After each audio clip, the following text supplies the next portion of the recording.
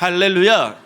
오늘 저는 창세기 35장 1절에서 10절까지 말씀을 본문으로 바다 마람에서 돌아왔는가 라는 제목의 설교를 두 번째 이어가도록 하겠습니다. 우리 하나님은 인간을 지으실 때 로봇처럼 만들지 않으셨습니다. 스스로 선택할 수 있는 자유의지를 주셨는데요, 범죄한 인간의 선택은 하나님의 뜻에 부합할 때도 있지만 반할 때가 훨씬 더 많습니다. 그러나 하나님은 인간의 자유의지를 존중하시죠. 그래서 선택의 결과에 대한 책임을 당사자 또 인간에게 주시는 겁니다. 그래서 그 선택이 하나님이 사랑하시는 자녀에게 시련을 가져다 주는 그런 결과라 할지라도 하나님이 선용하시는 것입니다. 그러나 참 좋으신 우리 하나님, 우리가 내린 선택 때문에 우리에게 안 좋은 일이 일어난다 할지라도 하나님의 섭리 안에서 더 좋은 것, 더 선한 것이 될 수 있도록 인도하시는 줄 믿습니다. 지난주에 우리는 야곱이 외삼촌 라반의 집으로 떠나게 된 배경에 대해 살펴보았습니다. 이 또한 야곱과 어머니 리브가가 선택했던 결과 열매였었지요. 한 번 더 복습을 하면 첫 번째 이유는 형의 분노를 피하기 위해서였습니다. 야곱은 어머니 리브가와 공모해서 장자의 권리와 장자를 축복하는 아버지의 기도를 형에게서 빼앗은 것입니다. 그러나 이 일 누구 때문에, 누구로 말미암아 시작된 일이었습니까? 그렇죠, 어머니 리브가가 아들 야곱을 부추겨서 된 일이었어요. 그러나 자신이 속았다는 형에서 그 사실을 알게 되고, 내가 아버지가 오늘 내일 하시는데 돌아가시면 반드시 저놈을 죽여서 하늘 풀리라 라는 말을 하고 다닙니다. 이 이야기가 엄마 귀에 들렸고, 이 엄마가 하나님을 신뢰하면서 진득하게 기도하면 될 것을 그렇게 하지 못해요. 아들을 오빠가 사는 바담 아람으로 보낸 것입니다. 또 그렇게 보낸 이면에는 두 번째 이유가 있는데요, 두 번째, 무엇을 얻기 위해? 아내를 얻기 위해, 특별히 신앙의 아내를 얻기 위해. 리브가가 남편을 설득한 명분이 바로 이것입니다. 장남 에서가 불신 결혼한 가나안 출신 비신자 며느리 둘 때문에 내가 살맛이 안 납니다. 문화도 다르고 종교도 다르고. 그러니 야곱만큼은 오빠 집에 보내서 우리와 같은 여호와 신앙을 가진 며느리를 보게 해주세요. 간청하고 동의한 남편이 야곱을 바다나무로 보낸 것입니다. 그렇게 야곱은 바다나무로 떠나게 되는데, 이후 20년 동안 외삼촌 집에 머물면서 4명의 아내에게서 11명의 아들과 1명의 딸을 얻게 됩니다. 자세한 내용은 생명의 삶에서 배우셨을 거고요, 앞으로 배우게 되실 거고요. 외삼촌의 거듭된 속임수가 있었습니다. 그럼에도 불구하고 야곱은 엄청난 거부가 됩니다. 새벽 예배 시간에 말씀드렸잖아요. 그리고 이제 가나안 땅으로 돌아가라는 하나님의 명령을 받고 고향으로 돌아온 것입니다. 그러나 이 모든 상황 속에 역사하셨던 하나님의 은혜는 아브라함 언약의 위력인 줄 믿습니다. 삶의 살 열매가 맺힌 거죠. 오늘 본문의 배경은 야곱이 그렇게 가나안 땅으로 돌아온 후 10년이 지난 시점입니다. 야곱의 나이가 어느덧 100살 가까이 됐어요. 안팎이 되었다고 주장할 수 있는데, 창세기 33장 18절과 19절 말씀을 보시면 20년 동안 바담 아람이라는 타향살이를 마치고 야곱이 돌아옵니다. 이제 정착해야 되니까 하몰의 아들들에게서 가나안 땅 중에 특별히 세겜이라는 마을에 밭 하나를 은 100냥을 주고 삽니다. 그리고 그 밭에다가 장막을 짓고 이후 10년 동안 쭉 세겜에서 살아왔던 거예요. 자, 그런데 오늘 제가 설교를 하게 된 말씀 9절이 있는데요, 9절 말씀 한번 보실까요? 함께 읽습니다. 시작.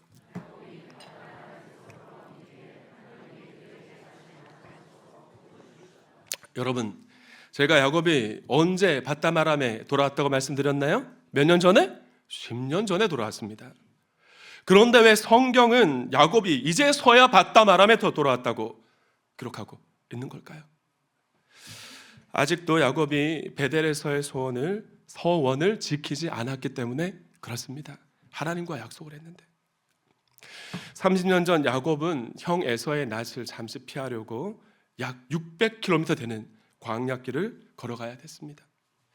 한 치 앞도 알 수 없는 미래 앞이 얼마나 두렵고 얼마나 또 외로웠을까요? 광야길 혼자 걸어가는데. 어떤 곳에 이르렀을 때 해가 저뭅니다.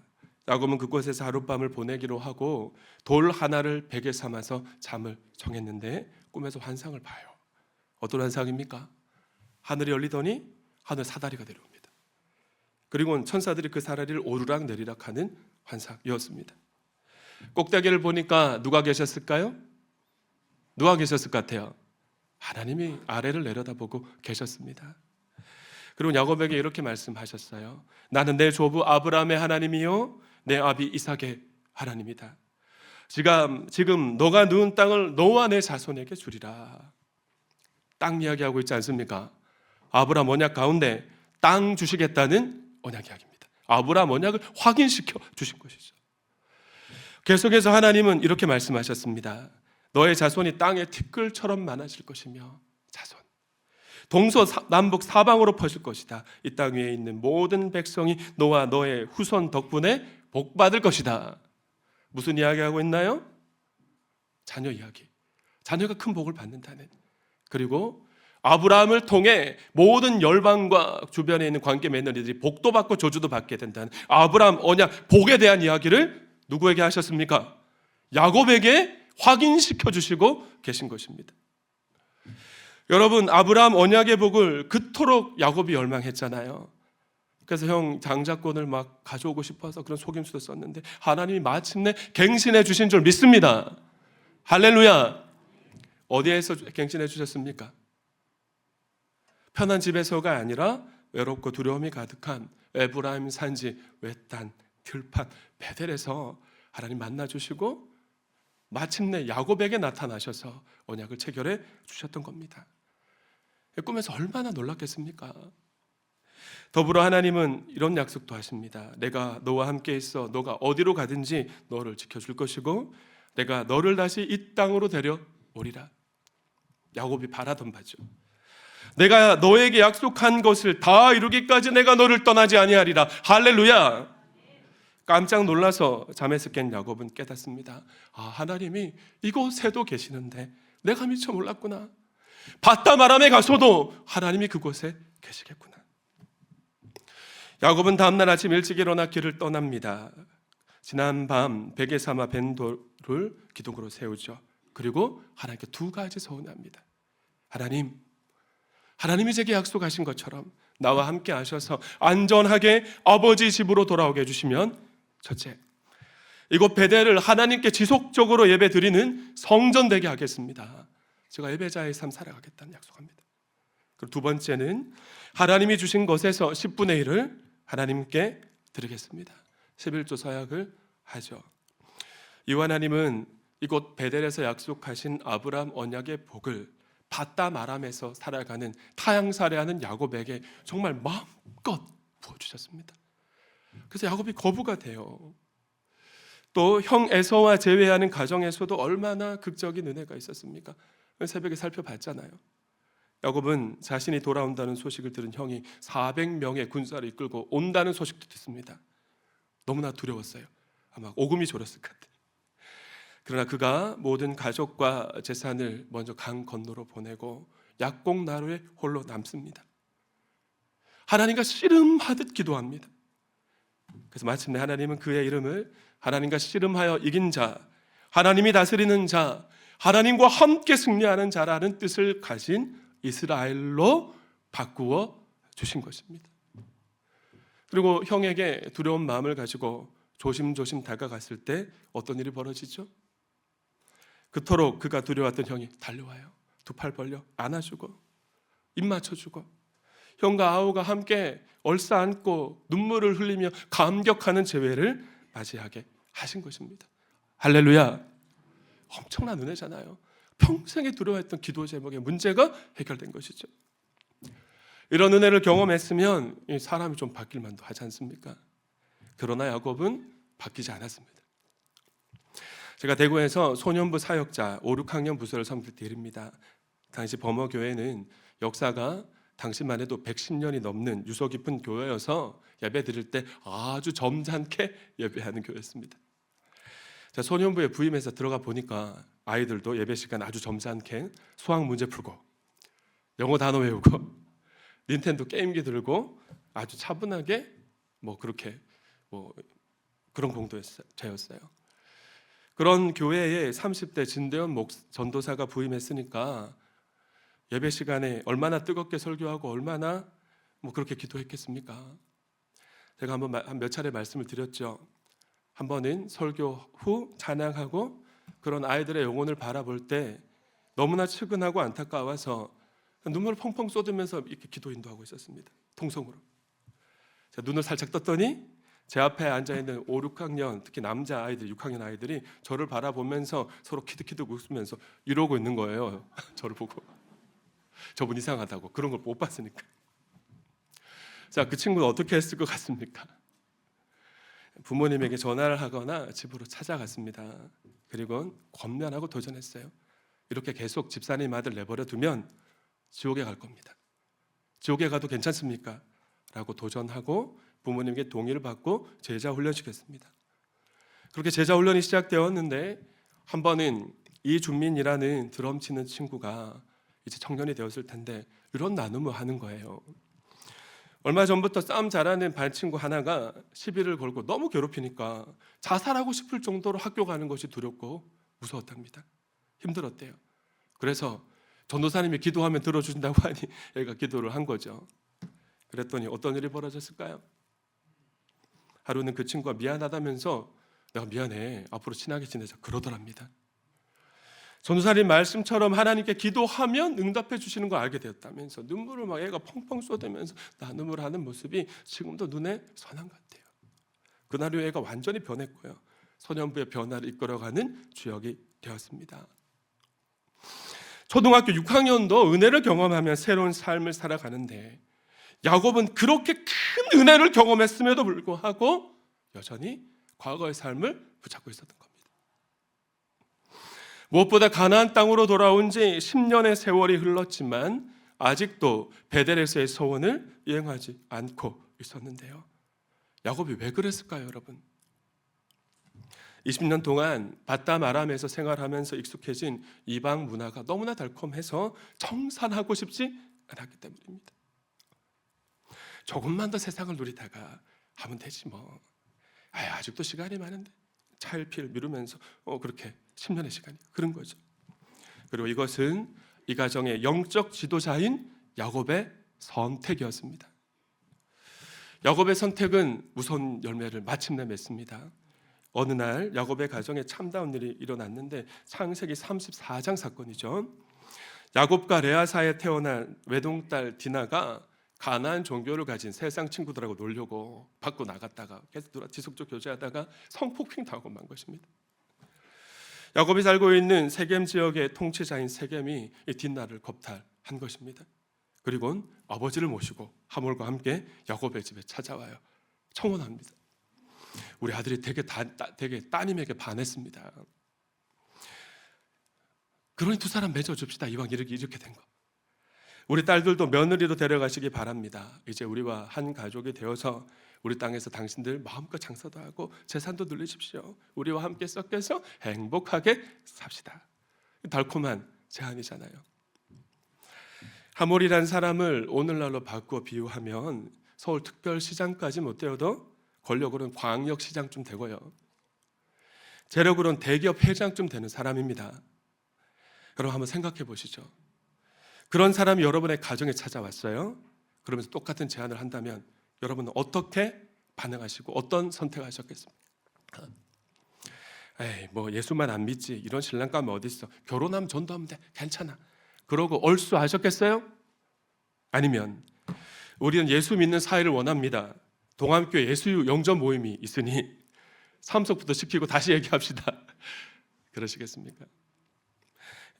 우리 추국진 장로님 부부가 이걸 잘하셨어요. 우리 김대성 사위가 예수 안 믿는 비신자였잖아요. 예수 영접 모임도 하고 세례도 받고 생명의 삶도 마치고 오늘 헌화식까지 이른 것입니다. 야곱의 가정에도 비슷한 일이 일어나긴 했어요. 그러나 이것은 복수하려는 속임수와 모략이었는데 디나와 같은 배에서 나온 시므온과 레위라는 오빠가 세겜과 하몰에게 제안을 합니다. 당신들이 우리와 가족이 되려면 할례 받아야 됩니다. 바꿔 말하면 세례 받아야 된다는 거예요. 그렇게 세겜의 가정에 속한 남자들 모두가 할례를 받습니다. 할례가 어떤 예식인지 아시죠? 남자들 뭐 그 수술이잖아요. 그 수술 받고 제대로 고동하지 못하는 남자들을 공격했고 다 죽여버리는 겁니다. 그리고 그들의 재산과 여자들과 자녀들까지 싹 다 사로잡아 왔는데 문제가 무엇입니까? 고대 중근동의 법이 문제였습니다. 동해복수법이라는. 눈을 상했으면 눈으로 복수하고 이를 다쳤으면 이로 복수하라. 그게 법이었어요. 만약 세겜 사람들이 동해복수법대로 그대로 야곱의 가정에 복수한다면 어떤 일이 일어날까요? 누가 제일 먼저 피해를 입겠습니까? 야곱 가정의 남자들이 살아남지 못할 겁니다. 그리고 감당할 수조차 없어요. 그 공격을. 왜냐하면 야곱의 가정은 아직도 너무나 가나안 땅에서 세력이 약했기 때문입니다. 그러나 온통 주위를 둘러보면 세겜 사람들이 그냥 진을 치고 있었잖아요. 100살 안팎이 된 야곱, 이제 호호 백발이 되었을 텐데 다시 한번 30년 전 형 때문에 두려워했던 그 두려움 이상으로 빠져서 벌벌 떨었을 것 같고요. 하나님은 그런 야곱을 10년 만에 찾아오셔서 말씀하셨습니다. 창세기 35장 1절 말씀, 오늘 본문인데요. 함께 읽어주실까요? 시작.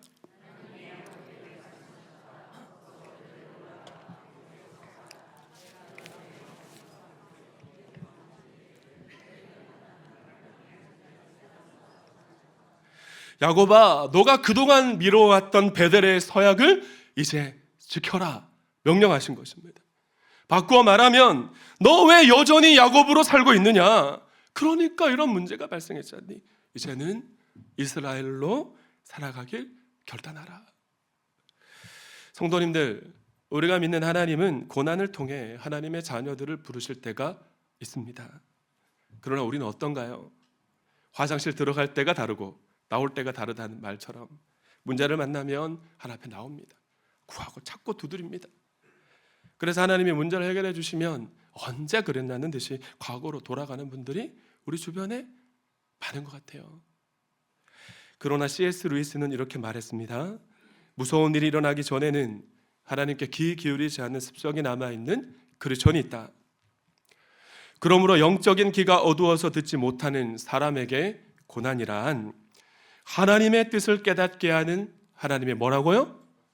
확성기다. 그래야 들리니까. 밀어날 자녀일지라도 그래 사건 사고를 자주 일으키는 아들 딸이라고 해도 우리가 포기할 수 없는 이유가 무엇입니까? 왜 포기할 수 없죠? 사랑하니까. 사랑하는 아들이고 사랑하는 내 딸이니까 우리 부모가 하나님 앞에 눈물로 기도하는 것 아니겠습니까? 하나님도 당신이 사랑하시는 자녀인 우리를 끝까지 포기하지 않으시는 줄 믿습니다. 때로는 고난을 통해서라도 다시 제자리로 돌아오게 하세요. 계속 2절 말씀을 보실까요? 함께 읽습니다. 시작.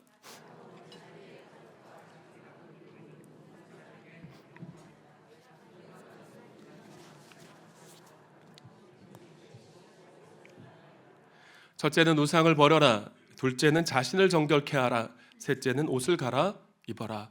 이거 하기 싫어서 10년 동안 미적미적대고 있었습니다. 왜 그렇게 해야 됩니까? 거룩하신 하나님을 만나야 되니까. 3절 말씀도 함께 읽어주실까요? 시작.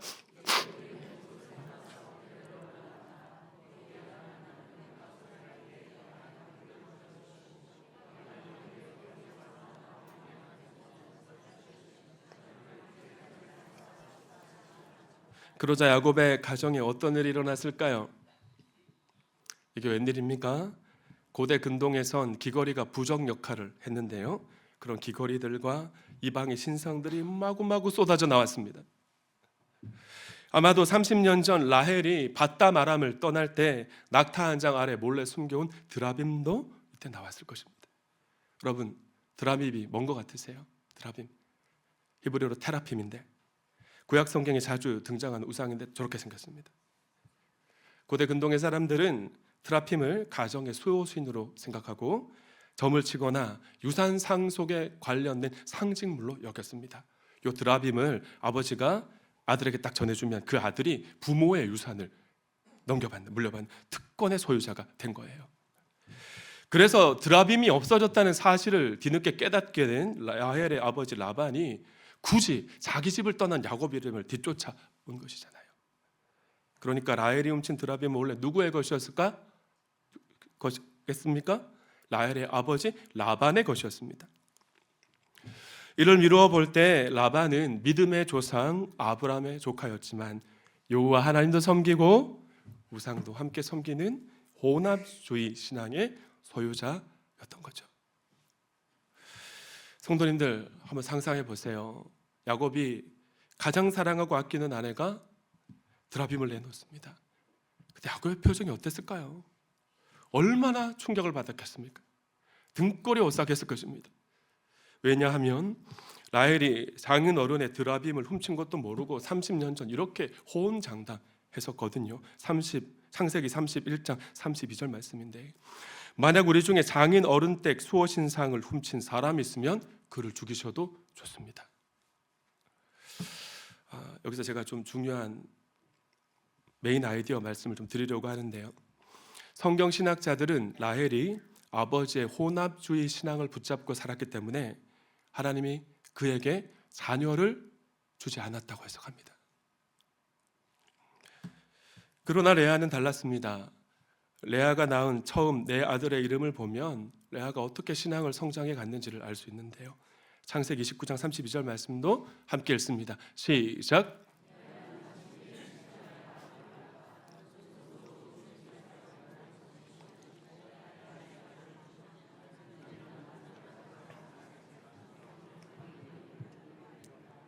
루벤이란 이름의 뜻은 보라, 아들 있다.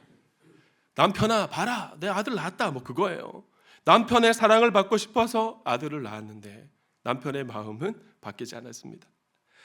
계속해서 창세기 29장 33절 말씀은 이렇게 말씀하고 있습니다. 그가 또 임신을 하여 아들을 낳았다. 그는 속으로 주님께서 내 남편의 사랑을 받지 못하여 하소연하는 소리를 들으시고 기도했다는 거잖아요.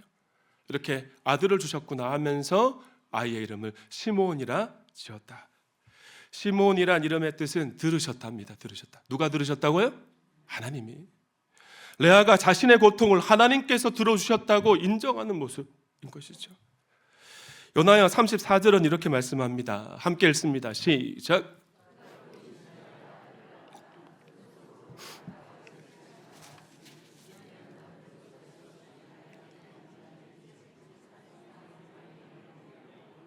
그럼에도 불구하고 아내는 남편의 사랑을 원하잖아요. 남편의 사랑을 여전히 원하고 있는 것입니다. 그래서 셋째 아들의 이름을 레위라 지었는데 레위란 이름의 뜻은 연합입니다. 그러나 레아의 신앙이 가장 크게 성장한 순간은 넷째 아들 유다를 낳았을 때입니다. 35절 말씀도 함께 읽습니다. 시작.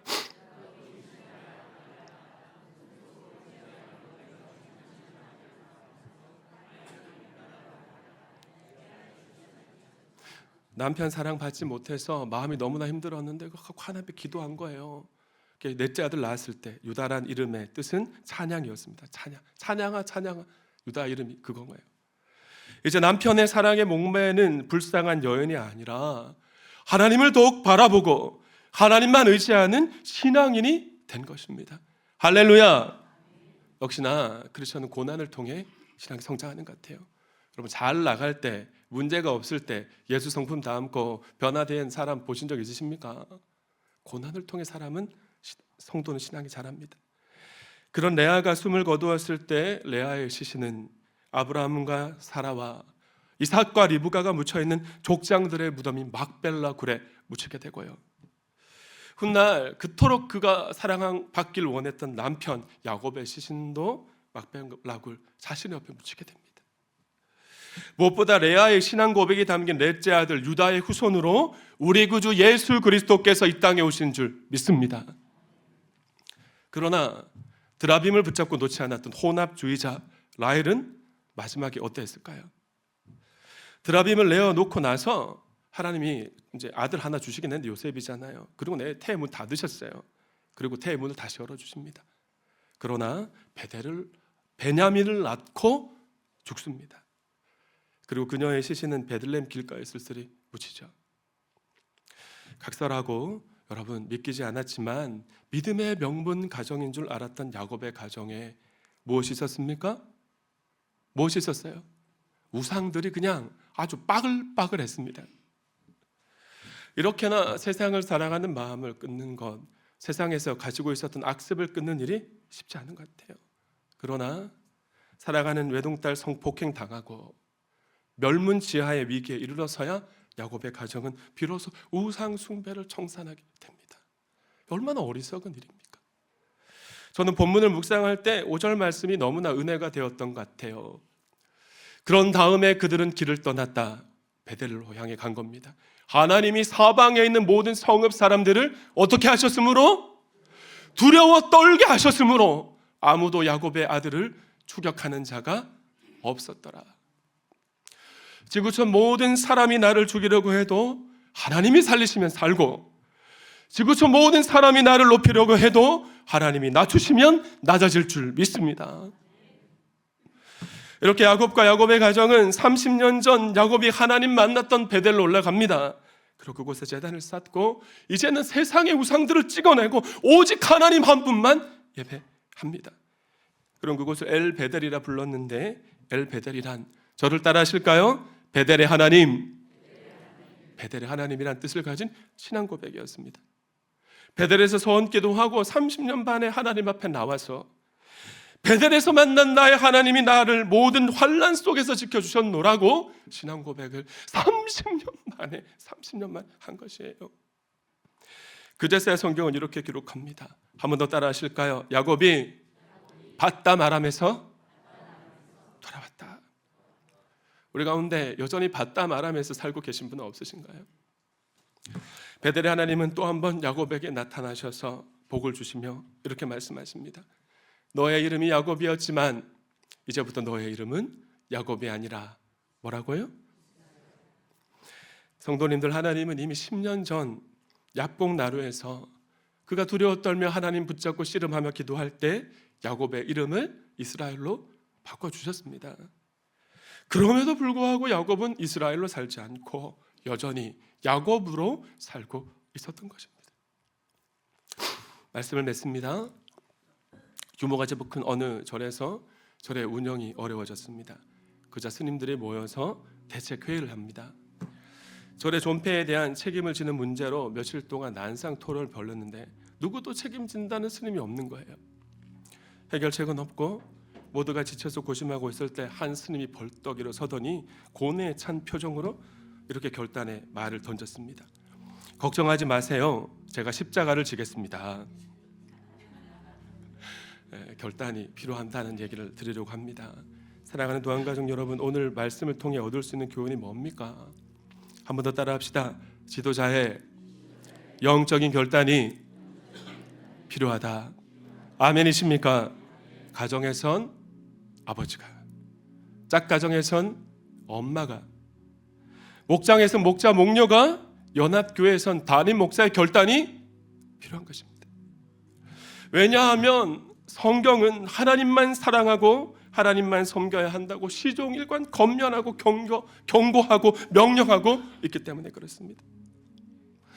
참 감사한 것은 우리 교회가 특별히 또 이번에 새로 등록한 새 가족들도 부모님부터 먼저 신앙을 결단하고 하나님 앞에 나오는 분들이 계시고, 또 그렇게 신년 세겹절 기도에도 하나님 말씀 안에 살아가겠노라, 이제 혼합주의 신앙을 버리고 하나님만 붙잡고 살아가겠노라고 결단하는 분들이 이번 신년 세겹절 기도에도 많아서 전 너무나 우리 교회가 기대가 되고 여러분의 가정에 소망이 있다라는 생각이 듭니다. 이 시간 우리 모두의 영적 결단이 필요한 줄 믿습니다. 여호수아 24장 14절에서 15절 말씀을 보시면 여호수아는 온 이스라엘 공동체를 모아놓고 가나안 정복 전쟁을 끝낸 후 이렇게 도전합니다. 당신들은 이제 주님을 경외하면서 하나님만 성실하고 진실하게 섬기십시오. 그리고 여러분은 여러분의 조상이 강 저쪽의 메소포타미아와 이집트에 섬기던 신들을 버리고 오직 주님만 섬기십시오. 15절 함께 읽습니다. 시작. 그러자 백성들이 어떻게 반응하나요? 우리도 주님을 버리지 않겠습니다. 여호수아 당신처럼 다른 신들을 섬기는 일을 절대로 하지 않고 하나님만 섬기겠습니다라고 결단하고 다시 한번 하나님 앞에 헌신하잖아요. 성도님들, 우리가 믿는 하나님은 하나님도 섬기고 세상도 살아가는 것을 우상 숭배로 규정하십니다. 이제 신학기잖아요. 자녀들 가지신 분, 또 취업을 앞두고 있고 부모님들의 영적 결단이 필요합니다. 만약 하나님으로부터 복 받기를 원하고 자녀가 하나님이 주시는 복으로 새로운 삶 시작하길 간절히 원하신다면 우상 숭배 문제부터 해결해야 합니다. 하나님이 복 주시는 것보다 그 문제를 해결하는 것이 먼저이기 때문이에요. 이 시간 우리 가정에는 야곱의 가정에 있었던 문제가 없는지 깊이 한번 성찰했으면 좋겠습니다. 혹 돌아보았더니 우리 가정에 드라빔이 있구나. 그러면 기도하는 마음으로 자녀나 배우자에게 권면해서 내어놓고 그 옛날 하나님을 만났던 은혜의 자리, 하나님을 사랑한다고 고백하면서 눈물로 서원했던 베들로 다시 올라가는 우리 동함의 모든 믿음의 가족이 될 수 있기를 축원합니다. 축원합니다. 이 하나님께서 야곱에게 주신 약속의 말씀 또 한번 축복해 주셨는데 읽고 설교를 마치겠습니다. 11절과 12절 함께 읽습니다. 시작. 하나님이 그에게 말씀하셨다. 나는 전능한 하나님이다. 너는 생육하고 번성할 것이다. 많은 민족과 많은 갈래의 민족이 너에게서 나오고 너의 자손에게서 왕들이 나올 것이다. 내가 아브라함과 이삭에게 준 땅을 너에게 주고 그 땅을 내가 너의 자손에게도 주겠다. 이 언약의 말씀이 여러분의 말씀인 줄 믿습니다. 옆에 계신 분에게 인사하실까요? 당신의 삶에 아브라함의 복이 가득하기를 축복합니다. 시작.